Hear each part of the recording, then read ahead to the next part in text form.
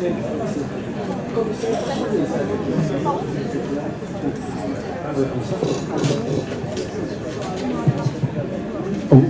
noite.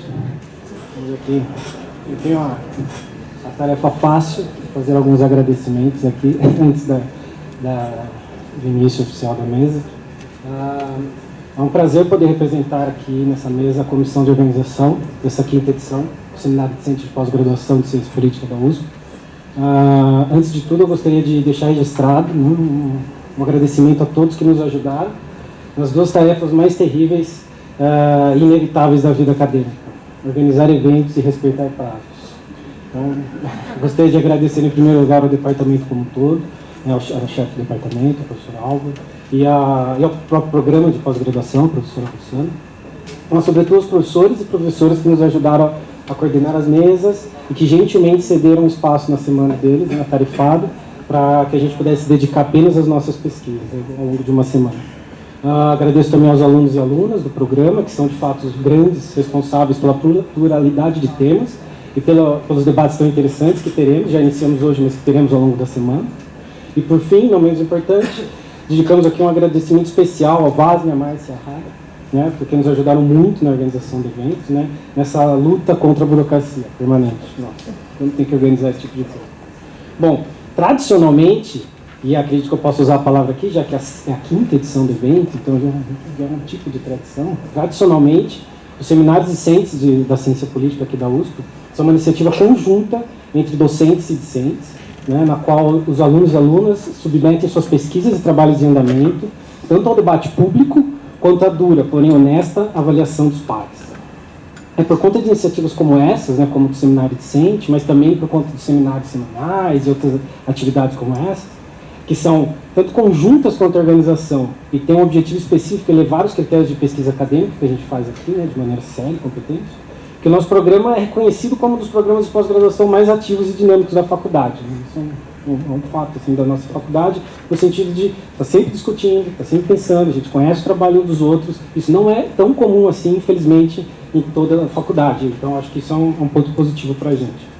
Bom, também a gente pode formar isso de outra forma, né? A regularidade de eventos como esse, eles nos ajudam a fazer aquilo que o professor Marcelo Jasmin disse hoje de uma maneira muito inteligente, eu gostaria de repetir aqui, uma atualização bibliográfica informal, permanente entre nós, né? E no sentido que a gente está sempre debatendo os textos e pesquisas nossos.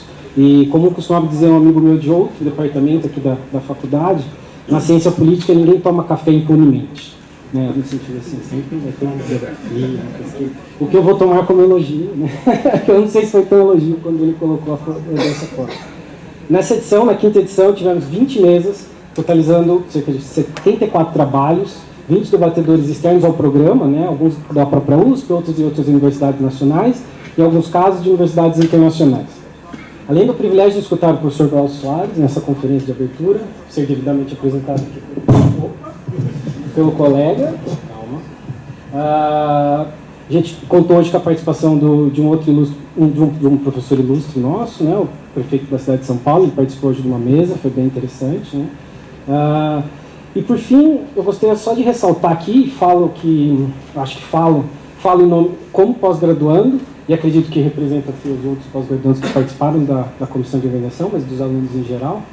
Eu gostaria de ressaltar a importância de experiências acadêmicas como o seminário discente ao longo das nossas pesquisas, como processo de formação, né? Acredito que uma das marcas das novas gerações de pesquisadores e pesquisadoras que tem vindo ao departamento, ou que a gente encontra por aí, é justamente uma marca dela é reconhecimento de que a atividade acadêmica não é apenas, também, mas não é apenas uma atividade silenciosa e contemplativa, mas também uma atividade prática e profissional, que tem como das suas principais características a árdua tarefa de apresentar ideias e argumentos de modo sistemático e responsável entre os pares, né?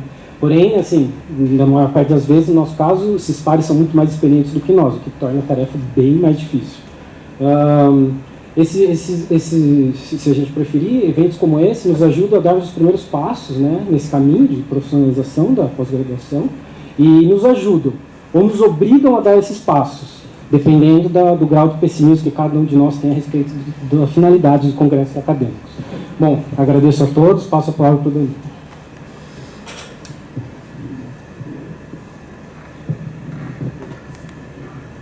Boa noite a todos e a todas. Estamos aqui para a conferência de abertura do 5º Seminário Discente do programa de pós-graduação em Ciência Política da Universidade de São Paulo. Temos agora uma oportunidade única para ouvir e debater com um dos mais importantes cientistas políticos brasileiros da contemporaneidade, o professor Glaucio Soares, que acompanhou de perto o surgimento e a consolidação da ciência política no Brasil. Bem, eu vou resumir de forma muito enxuta um pouco da trajetória acadêmica do professor, que é vastíssima, mas apontando, acho, os principais pontos. Sua trajetória acadêmica inclui uma graduação em Direito na Universidade Cândido Mendes, em 1953, uma graduação em Sociologia e Ciência Política na PUC do Rio de Janeiro, em 1958, mestrado em Direito na Tulane University, em 1959, e doutorado em Sociologia na Washington University, em 1965. Ao longo das últimas 5 décadas, ou 6 décadas, vai, pega leve. O professor Glaucio Soares tem se dedicado a uma ampla agenda de pesquisas no campo da ciência política, trabalhando com temas tais como partidos políticos, eleições, regimes de governo, violência e metodologia de pesquisa em ciência política. É autor também de obras importantes para a sociologia política brasileira, como o livro Sociedade Política no Brasil, de 1973. Foi presidente da Associação Brasileira de Ciência Política, a ABCP, até 2004, e desde 2008 é secretário-geral da Associação Latino-Americana de Ciência Política, a ALACIP. Atualmente também é pesquisador do Instituto de Estudos Sociais e Políticos do Rio de Janeiro, o IESP.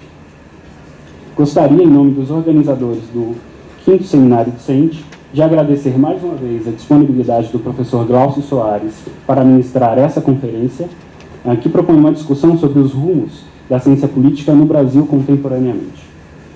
É com grande prazer que passo a palavra ao professor Glaucio Soares.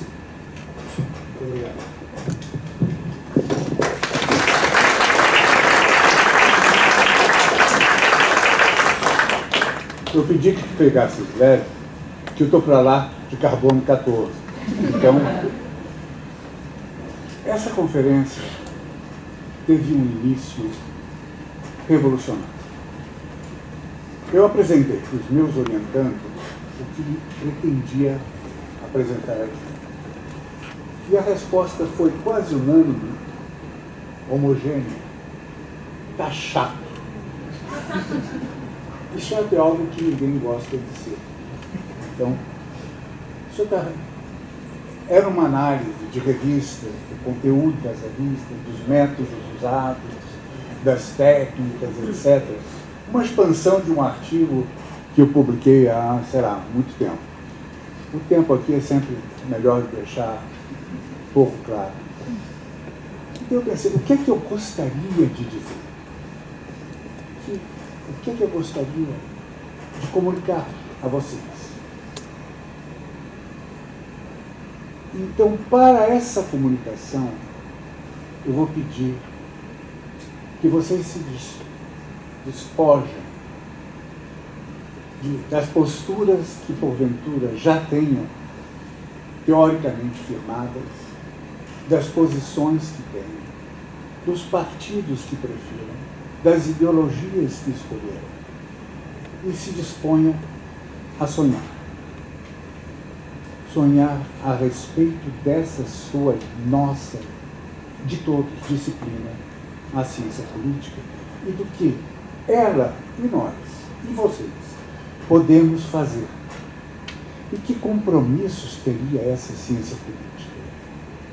Alguém, um dos jovens, já disse, não podemos ter uma ciência política contemplativa.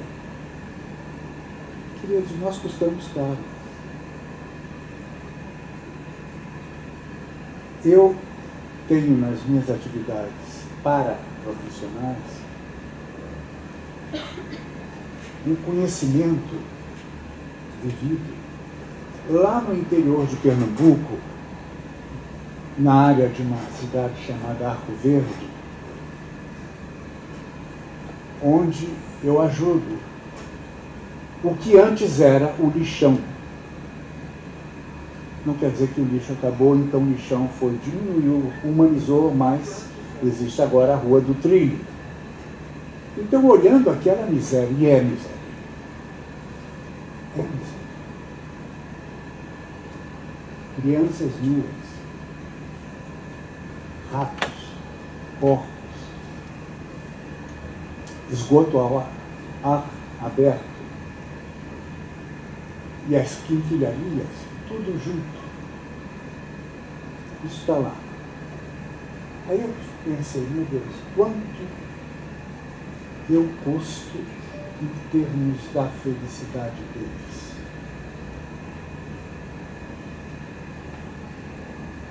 Que obrigação que eu tenho com eles? Entenda. Olha essa palavra. Radical. Ser radical não é endossar uma teoria radical e viver uma vida anabaptista em comparação com essas pessoas. Ou o radicalismo penetra na vida da gente, ou ele é falso. Radicalismo é viver de uma maneira radical. Não é só fazer elogios à revolução, a tal ideologia. É você se despojar e contribuir. Como podemos nós, ciência política, pense essa disciplina, o que ela pode fazer? Nós falamos de teoria, falamos de métodos. Pensem nos compromissos que podemos ter, independentemente de partidos. Pensem o que podemos fazer. E sim, vou usar uma parte dessa palestra para mostrar que algumas das características de nossas universidades e departamentos impedem que a trajetória até lá seja mais fácil. Dificulta. Começo com uma ideia que, aliás, não é minha. Ela foi gerada por um presidente da Universidade da Califórnia em 1900 e lá vai fumaça. Eu estava lá, no Lá Vai Fumaça. Se chamava Kerr. E era o da multiversidade. Ou seja, muitas universidades trabalhando em conjunto. No Rio de Janeiro, veja, é menos concentrado do que em São Paulo. Temos a UERJ, Universidade Estadual do Rio de Janeiro, a Universidade Federal do Rio de Janeiro, uma excelente fundação Getúlio Vargas, a PUC, considerada uma das melhores universidades do Brasil, na área das ciências sociais, o IESP, do outro lado da Bahia, o UF. Por que cito tudo isso? Porque se tivéssemos pós-doutorados que integrassem o melhor dessas universidades, nossos pós estariam ranqueados entre os melhores do mundo. Não estão. Se olharem os programas de mestrado, verão que são programas extremamente autoritários e que o futuro de vocês, o que vocês podem ler, e autocericamente o que não podem ler, os seus antenados, já está decidido. São tantas as matérias obrigatórias, seu orientador não tem espaço. Você não tem espaço. Aquela matriz se impõe. Deixem que escolham. Essa escolha só começa, no caso do IESP, no doutorado, quando as matérias são menos, as obrigatórias dentro do próprio IESP, e as possibilidades de opção são mais. Como funciona? Vamos supor que alguém esteja interessado em estudar para reduzir a violência. Como é que trabalhamos o processamento judicial do crime? Na UF tem um bom curso. Tem 2 bons cursos.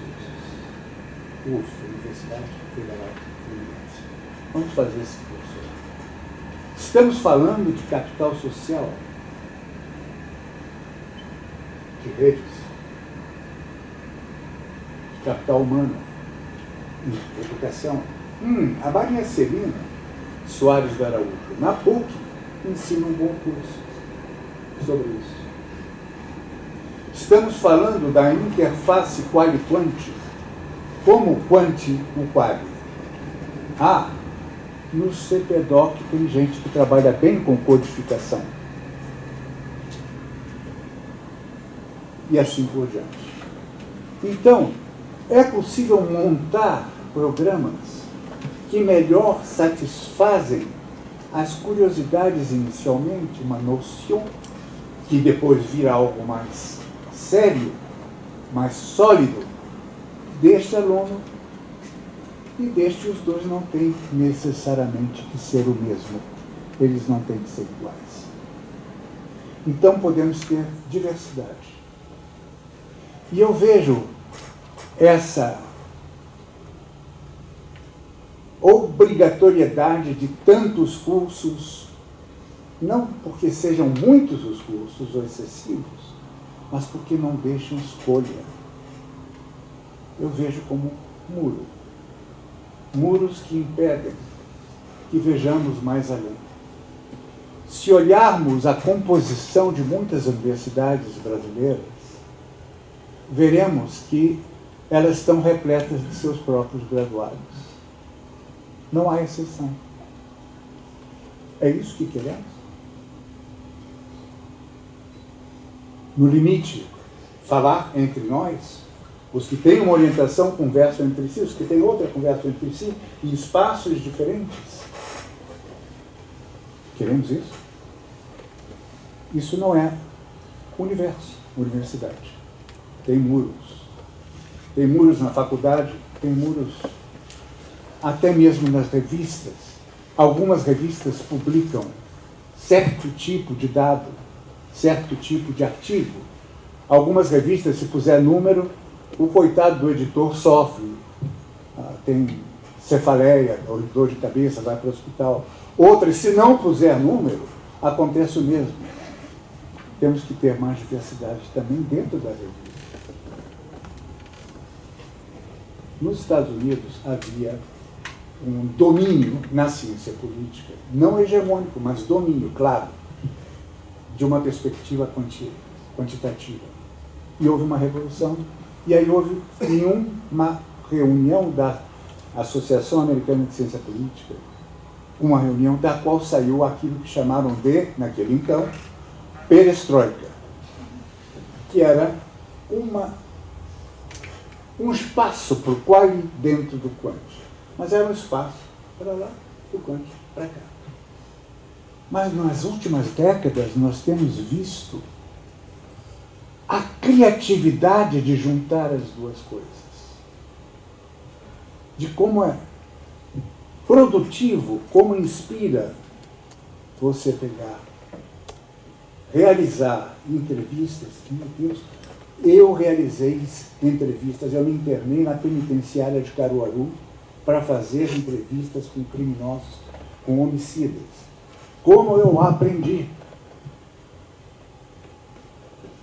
Mas temos, como diferente do que C. Wright Mills recomenda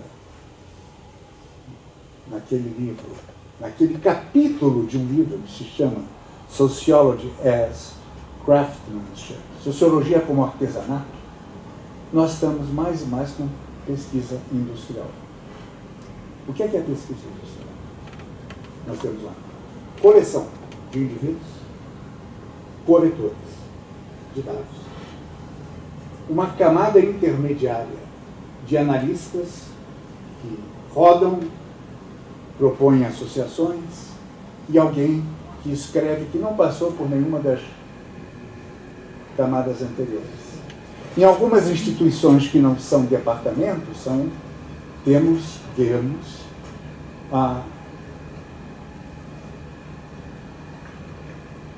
as pesquisas terem uma razão, insumo, produto, que é absurda num país pobre. É muito insumo para pouco produto, mas há uma explicação. A manutenção daquela instituição, centro em geral, instituto às vezes, núcleo, depende de financiamento contínuo. Não é uma maneira nem econômica, nem inteligente de criar conhecimento. Vamos continuar a sonhar. Essa ciência política que nós estamos construindo, que vocês estão construindo, eu olho nos olhos de vocês, inclusive dos professores, que também são garotos, e os amo todos, né? E me lembro de quando eu era assim. Era tão diferente. Tínhamos que construir as instituições para construir uma disciplina. Rio de Janeiro, ciências sociais, políticas, tudo junto. Era debate entre figuras históricas. Guerreiro Ramos, debatendo Costa Pinto, e por aí vai. Não, as instituições foram criadas, e foram criadas nos últimos 50, 60 anos, para satisfazer a fome de décadas do meu amigo ali. Enfim, as instituições existem, mas nós queremos fazer essas instituições mais eficientes. Nós não podemos ter Estado rico em país pobre. Nós não podemos ter instituições ricas, pesquisas ricas em país pobre. Não combina. No fundo é um modelo que soma zero, quanto mais para um, menos para outro. Então vamos ser institucionalmente responsáveis, pessoalmente também. E aí entra um pouco desse sonho que eu admito que seja romântico a respeito da ciência política, que vocês verão, e dadas as contingências biológicas, eu não. Como será essa ciência política que eu proponho que vocês levem adiante? Essa ciência política é mais humana do que agora. Ela está mais preocupada com o objeto de pesquisa, mas o sujeito que pesquisa, ele próprio, é mais humano também. Ele perde vergonhas e medos de falar de felicidade, de amor. Olha esse ironia. Saímos daqui, vamos lá fora, o amor começa. No discurso, na ação. Fala-se mais de sexo do que de amor. Temos vergonha de falar de amor, temos vergonha de falar de felicidade. Pois bem, e se eu lhes dissesse que um dos pontos mais importantes para que nós pesquisemos é por que se define a felicidade a partir de coisas e não a partir de gente? Olhem como começamos com a ruptura dos muros a entrosar conhecimentos que estão em lugares diferentes. Na maior parte dos países, há uma curva em relação à idade das taxas de suicídio. E essa curva se acelera nas idades mais avançadas. Os velhos se matam.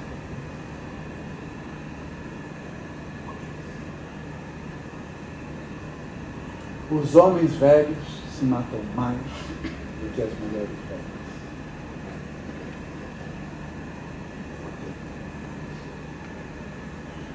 Ao mesmo tempo, nós temos aqui nessa universidade o crescimento de uma forma de, ao mesmo tempo, teorizar e analisar informações. O estudo de redes, que está sendo feito em outro lado. Há um estudo sobre a taxa de suicídios entre os PMs do Rio de Janeiro. Essa taxa é gigantesca. A PM não admite, esconde, é gigantesca. O que há a respeito dos velhos, coroas que nem eu? Por que nos matamos tanto? E aí entra um conceito que nós também rejeitamos. Entra a solidão. Nós não podemos falar de solidão em ciência política, reparando isso. É ausente. Quando você usa a análise de redes, vocês veem que os velhos são essencialmente solitários. E quanto mais solitários, sem projeto, tanto mais alta a taxa de suicídio. Eu não tenho uma posição filosófica a respeito de nenhum suicídio é justificado. Não. Eu defendo a vida. Eu quero que esses velhos vivam e sejam, aí vem outro conceito que eu digo, e que sejam felizes. Como é que você pode ajudar a que eles façam isso? Como é que você pode ajudar a que eles façam isso? E não só o velho. Qual é o nosso compromisso com o produto de felicidade bruto do país? O que podemos fazer com os métodos, teorias técnicas que nós temos? Como fazer as pessoas mais felizes? E acredito, como seremos mais felizes fazendo as pessoas mais felizes?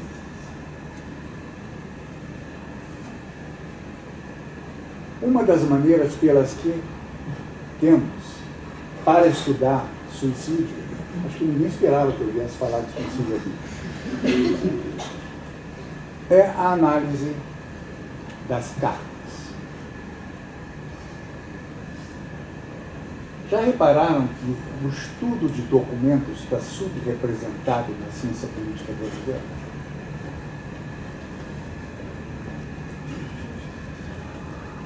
Nós temos que melhorar isso. Muitas vezes um estudante quer estudar o legislativo e nós caímos na mesma coisa. Ele sempre, muito bem feita no Brasil, dos melhores países em que se estuda o legislativo. É o comportamento, a votação, quem é eleito, quem não é, que partidos, composição. E os discursos? E os projetos? O conteúdo dos projetos? Podemos analisá-los? Sai algo daí? Hoje nós temos acesso ao que, assim, era impossível, que é a programas que fazem uma análise de milhares de discursos possível. E aqui vai começar a entrar a biografia se misturando com a história nesse momento. Eu, uma vez, entrevistei o senador Petrônio Portela, então, presidente do Senado. Ele tinha sido do PTB daquela época, de Jango, Getúlio, Brizola. E ele disse, era uma conversa que chegou a um certo grau de intimidade. Disse, professor, senador, como é que o senhor, um trabalhista, um homem com uma história de lutar pelos trabalhadores, pelos menos favorecidos, aceita legitimar esse regime militar sendo presidente do Senado? E ele me respondeu num sotaque que eu vou tentar imitar e vou não conseguir. Professor, nós não temos o poder para obter o poder que nós não temos. Fechou minha boca.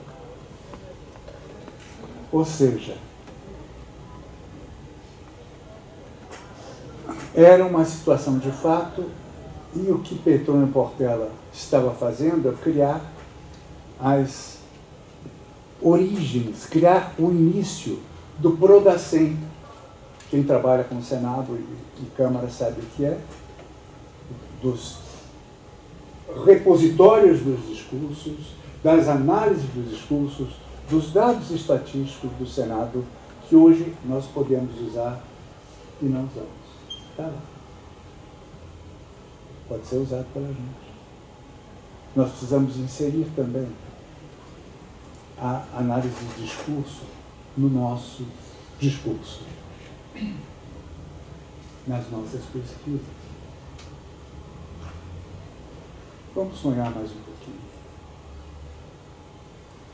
Por que essa ciência política tem que ser dividida entre quali e quanti? Quem disse que são antagônicos? Em verdade, como já mencionei, quali e quanti se juntam bem. É um casamento feliz. Mas nós temos pessoas que acreditam que a ciência só começa com uma regressão, e outros que dizem, não, eu sou quali, mas vai ver se é método quali, não. É simplesmente não quanti. E não se pode definir uma coisa pelo não ser. Dá para entender? Quali é. Não se pode dizer quali não é quanti. Quali é. Então, há toda uma experiência acumulada, uma bibliografia. Obrigado até aos antropólogos. Eu fui casado com duas, por isso tem problemas. Mas, meu Deus, tem muita coisa interessante. Muita coisa importante. As entrevistas que eu fiz com os militares. Não sei se vocês sabem, nós entrevistamos a linha dura inteira. Eu aprendi a entrevistar melhor com a Maria Celina. O Celso Castro era naquele jovem, fazendo doutorado.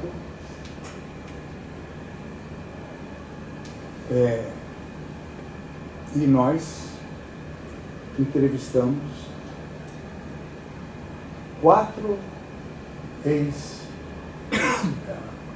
caras que tinham comandado o SNI, cara que tinha sido pesado no CIO, o da Marinha, Senimar. E nós eu tinha entrevistado vítimas de tortura, de tal maneira que quando eu chegava para entrevistar um militar, eu já sabia o que tinha acontecido sob o comando dele. Essas entrevistas são imperdíveis. O Celso e a Maria Celina tiveram 42 entrevistas com o Ernesto Geisel, que ia lá, investigado, à Fundação Getúlio Vargas, porque queria estar. Estavam muito preocupados com isso. Mas havia um proviso, só poderia ser publicado depois da morte dele, e se a filha Dulce permitisse. E nós entrevistamos o filho do Garrastazu. Aí houve uma fanação nova. Ele foi entrevistado, nós mandamos a entrevista para que ele a revisse, como fazemos com todos, e ele publicou um livro. Agradeço, professora Maria Celina, professor Klaus, por terem me entrevistado. Aqui está o livro que é meu, então. Essas entrevistas deram tanto insight a respeito da ditadura, não somente dos porões da ditadura, da organização, ou melhor, desorganização da ditadura. Nós crescemos debaixo dessa falsa imagem de que a ditadura era eficiente e organizada. Leiam a entrevista do Moraes Reis. E verão que não foi assim. Enfim, essa antinomia, essa oposição qual e quanti é falsa. Nós temos que colocar as duas juntas.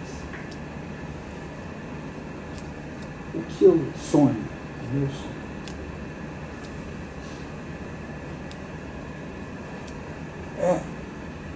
que nós venhamos a ter, já que temos instituições, olha, temos estudantes brilhantes, temos professores muito brilhantes, mas que superemos as falsas oposições. Qualiconte é uma delas, teoria e pesquisa é outra. Pode haver uma má distribuição, muitos recursos para isso, poucos para aquilo. Sem dúvida, se analisarmos as emendas dos cursos de pós-graduação, e eu fiz isso sem dor, enfim, com essa história de fazer a pesquisa o mais barato possível, sem dotação, então foi na mão. E o que essas pesquisas revelaram, através do estudo das emendas dos cursos de pós-graduação, é que nós pensamos europeu.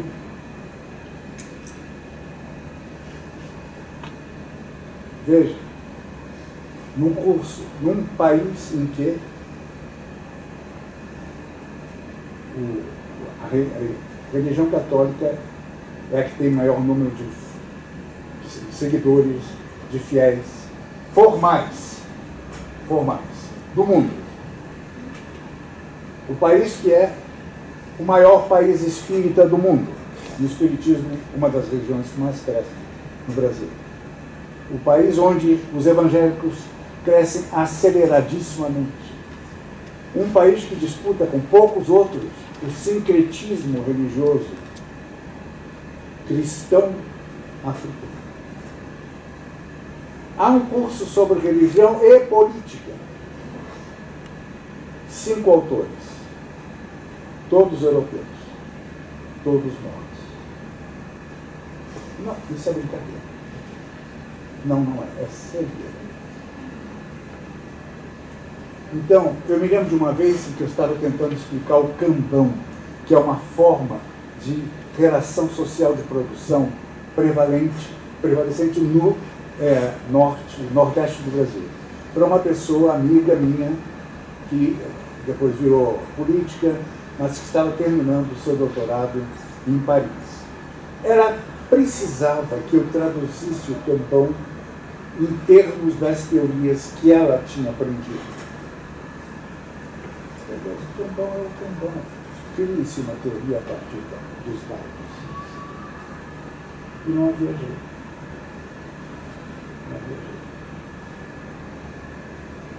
Quanto nós sabemos a respeito de países que não sejam Europa e Estados Unidos? Eu fui ver mais revistas, fui ver mais citações. Nós desconhecemos, quando eu fiz isso, faz 6, 7 anos, com exceção de Cuba, todo o Caribe. Não havia uma só menção a todo o Caribe. Paraguai, nenhum. Recentemente, Bolívia sim, mas naquele tempo Bolívia não. África, só na África do Sul. Índia, um autor. China, nenhum. Então, se nós reformatássemos o mapa mundo de acordo com as citações, a China não existiria, a África seria pequenininha, Estados Unidos ainda maior do que é, e a Europa gigantesca. É isso? É assim? Nós temos uma ignorância horrível, profunda, a respeito da América Latina. Como não se estuda a América Latina no Brasil? Mas é pior, como não se estuda a América Latina na América Latina.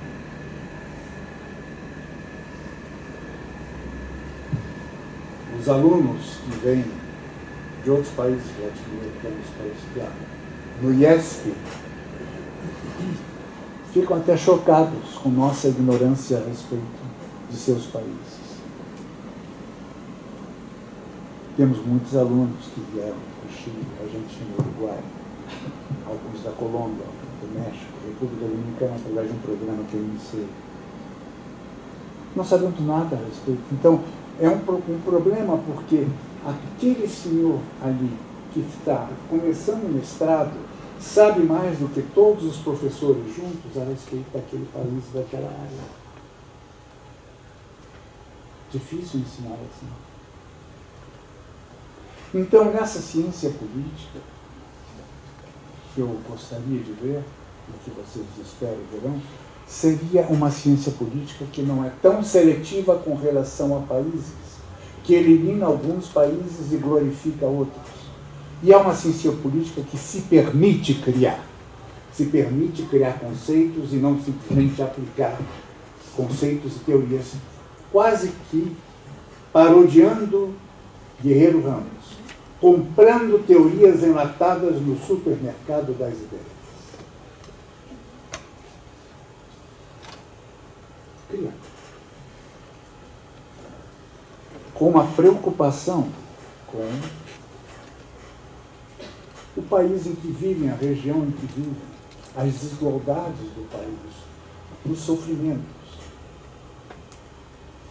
E o meu sonho é que vocês possam construir esse edifício mutável, se altera sempre, que participem com pesquisas que sejam mais ricas, menos eurocêntricas, menos americanas. Pensem o Brasil, pensem o mundo. E não pensem o Brasil de São Paulo, o Brasil do Rio. Pensem o Brasil lá do Agreste, Setembro. Também.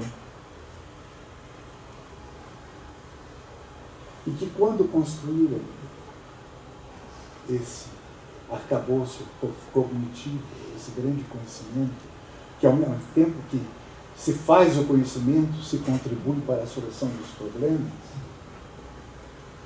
que vocês possam ver nesse vidro, nesse edifício de vidro, as suas impressões digitais. Eu contribuo.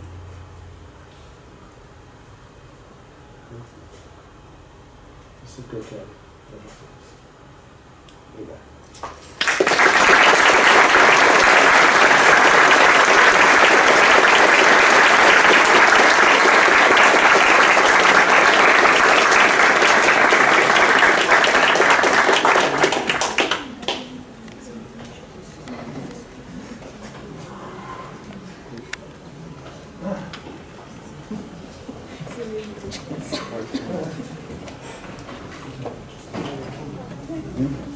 Não, eu não.